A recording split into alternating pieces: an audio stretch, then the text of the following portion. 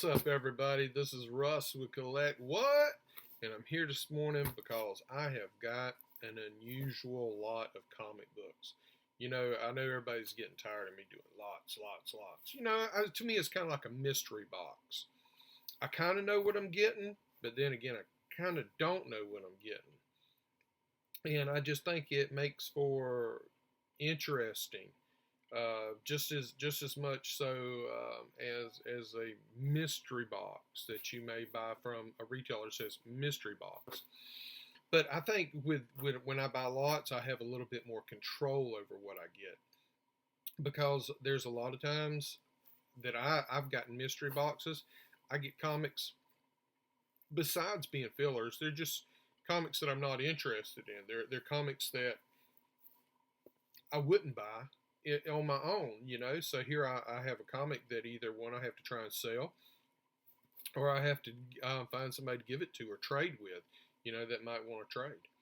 Well, but with that being said, what makes my lot so interesting today is I bought a lot of 35 comics, and I actually paid more for them than what I wanted to, but because of who was in it, I said, yeah, I'm going to do this.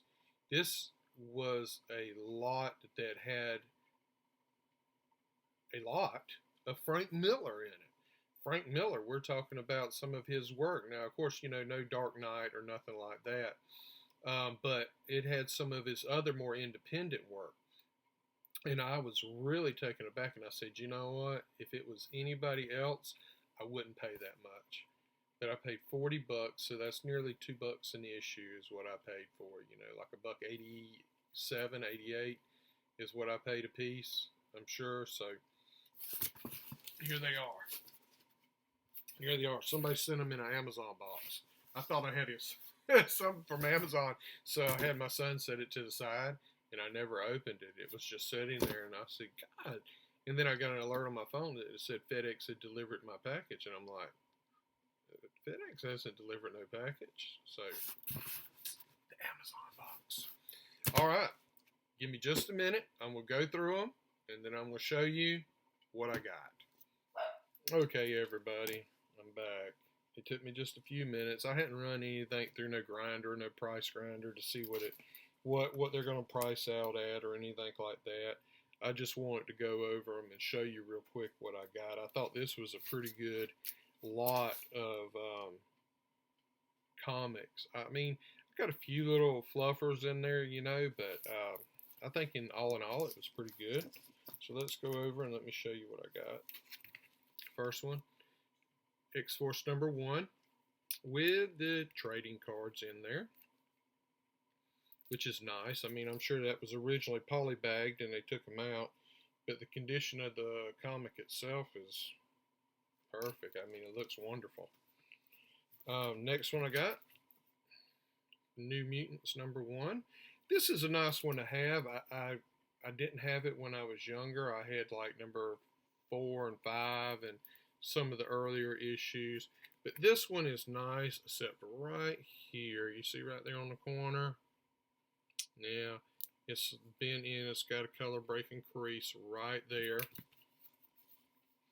But down the spine looks good, and the bottom looks good. Everything looks good except for that one corner.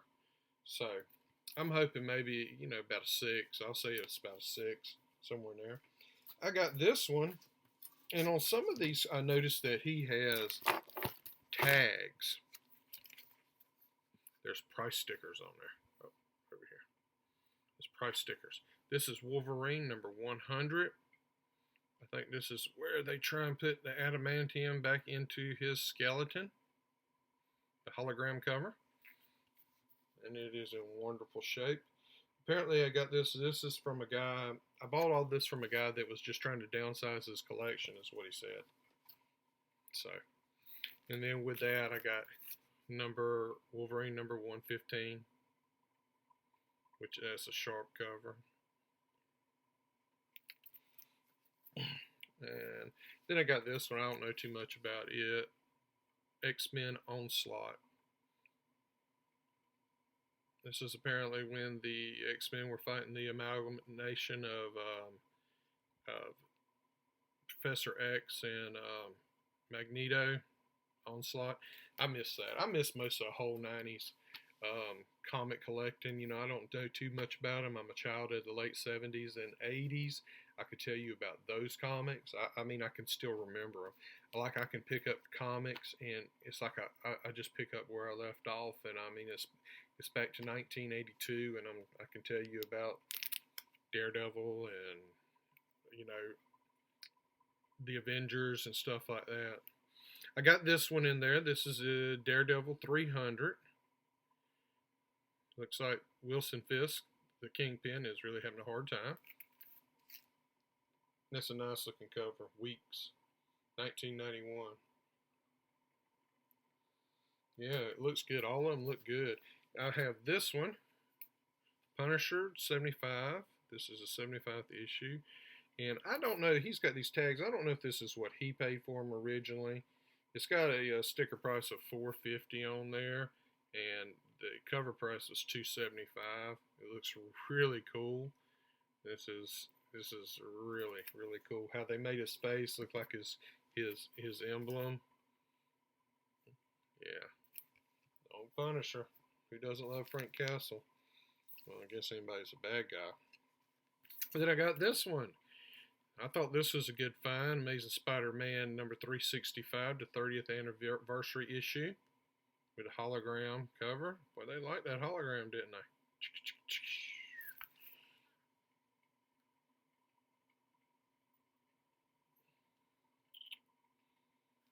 All right, that looks nice. I don't have that issue. Like I said, I missed that. All right, and then I got this 4-series set that I'd heard of. I've never actually read them. Marvels. I got number 1, number 2,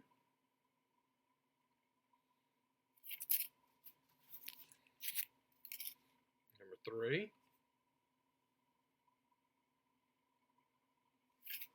and number 4, which I really like.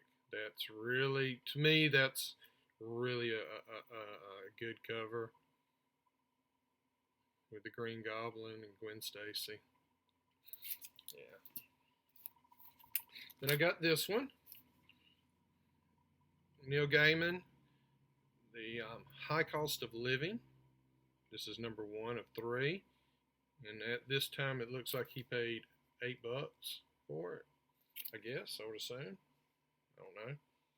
So I've got to see what this is. I got this one. I don't know too much about it. This is a Vertigo DC. This is 100 Bullets, number 3. I got to looking it up last night, just, you know, trying to find out some information about the series. Apparently the series went to number 100. So, 100 Bullets, 100 issues. I got this one. That's my Buffy. I was a Buffy fanatic when the series was on, and when it ended, this was season 8, season 9 is what they called it. The Long Way Home, part 1, a Dark Horse. Check it out. I thought it was pretty cool. Got this one, Preacher, number 19. It's probably not too special. In fact, it's got a few little spine ticks up here by the top. And I don't know, it's probably a very fine condition. I like the TV show, don't know too much about the comic.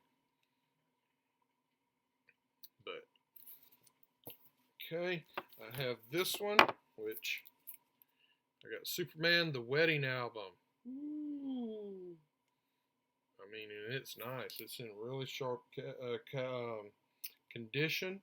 I mean, the edges are all straight. I think this is one, if it's worth anything, is that's CGC Rady right there, in my opinion. But I mean, I don't know if it's worth anything. If it's worth $5, I'm not going to do it.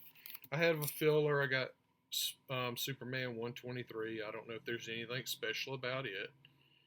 I'm going to find out in a little bit. Got this one, which this will be my second copy of it. This is Detective Comics number 700. This is cool. It's like in a case. It's like in a slip case. And you have to pop it out of it. And it's really, really nice. I have 2 copies of this now. I have this one. This is an older copy. I actually, an older comic, Batman Outsiders. I already have a copy that I bought when I was young. And I've had it all these years. This one is in much better shape than mine is. This one is probably, looking at, I'd say it probably an 8.5, maybe a 9. If you put a pressing on it and a dry clean, it probably would even be better. I mean, it looks really good. The edges are sharp. It wasn't never a popular series, though. I don't know why. It went for a while. Got this one. Don't know nothing about it. Justice League America 100th anniversary issue, or 100 Centennial Edition, Death of a Hero. Don't know anything about it. Don't know who dies. And I got this one. Oh, still got the tape on. I didn't pull my packing tape off it. This guy packed this stuff. I don't think I have ever received a package the way this guy packed his comics. I mean, he was up there with CGC and PGX and all them packing it. So this is my 3rd copy of Batman Breaking the Bat, number 497. It looks immaculate. Doesn't have any problems with it, so right, that's cool. The Further Adventures of Indiana Jones, number 1, by John Byrne, Terry Alston. When I was growing up, son, this, oh my lord, this is probably about a 7, I'd say, maybe 7.5. I loved this comic. This comic was my go-to, man. There was nobody like Indiana Jones. You know why? Because I could be Indiana Jones. I did not need any other stuff. I mean, he was the man. He was the man. Right. I could be him. I could still be him. Well, yeah. I got this one, E-Man, 1st edition, number 1, Charlton Comics, 20 cents. I don't know anything about it again. I keep repeating that, but it looked cool, and it's in really good shape.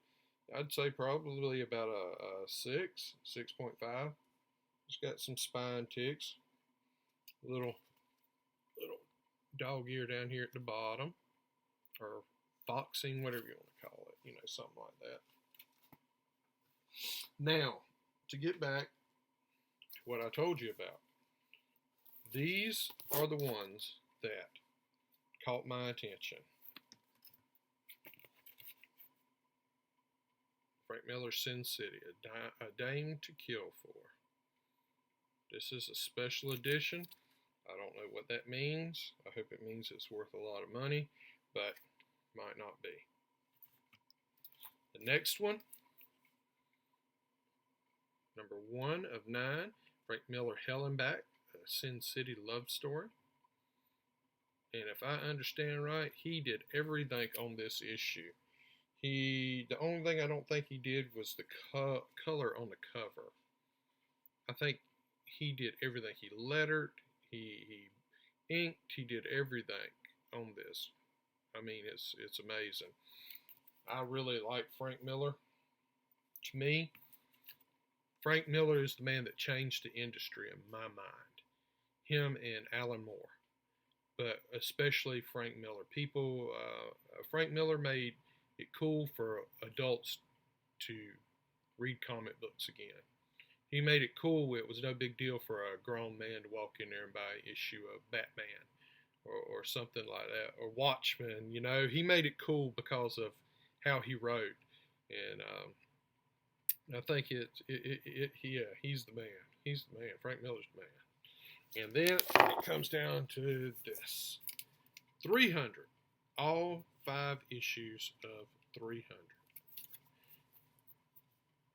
I don't know which one is number 1, which one's number 2. I just got them. This one, the ear, looks like it's got a little bend right here on the top.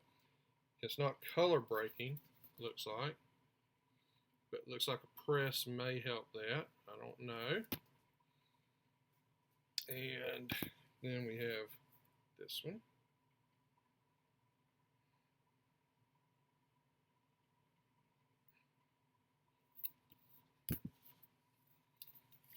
Then we have Leonidas.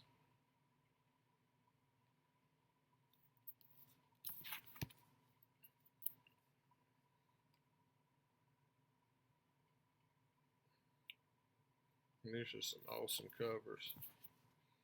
And I think this is the last one right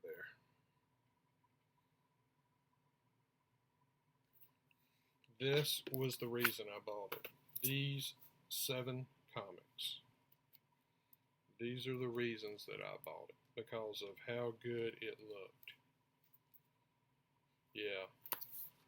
It was amazing to me. I thought that was a wonderful. It was usually I paid more than I usually did, but I think that it was just because of Frank Miller. Yeah, I mean the Marvels. I don't know anything about them, but I'll check them out. But it was just I thought a good deal. Like I said, a little bit more, but I ain't worried about that. Not when it's something I want. Most of these are going to go to my PC anyway, and we'll go from there. So, in the meantime, if you like this video, please get down there and smash that like button, share it, tell people about it, get them to check it out. If you would, tell your friends about it, and just help me get it out. I've got, nearly 100 subscribers. I'm trying to get there. I'm a struggling artist, man. I'm trying to get to that 100 mark. All right. With that being said, thank you. Hit that like button, and please, until next time, take care of yourself, take care of each other, and whatever you do, keep collecting.